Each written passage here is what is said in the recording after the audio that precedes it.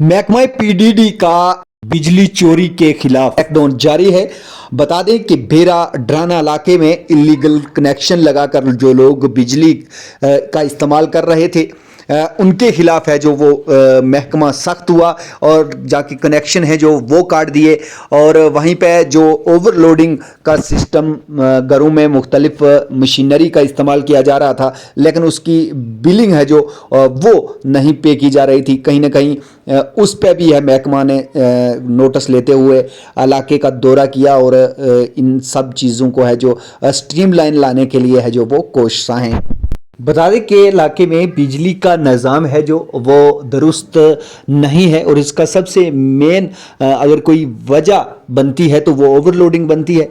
अब महकमा पूरी तरीके से इसमें संजीदा हो चुका है कि इस सारे निज़ाम को स्ट्रीमलाइन लाएंगे और जो लोग कनेक्शन कटवा कर अपनी बिजली इस्तेमाल कर रहे हैं उनके लिए कहीं ना कहीं बिजली में रुकावट ना हो, ताकि मुसलसल जो बिजली का निज़ाम है वो बेहतर रहे। अब महकमा ने ये फैसला किया है कि तमाम इलीगल जो बिजली इस्तेमाल कर रहे हैं उनके खिलाफ कार्रवाई की जाएगी, ओवरलोडिंग वालों के खिलाफ है जो वो कार्रवाई की जाएगी। इसी सिलसिले में आज ड्राना के अंदर कम से कम 6 इलीगल कनेक्शन को है जो वो सस्पेंड किया गया है।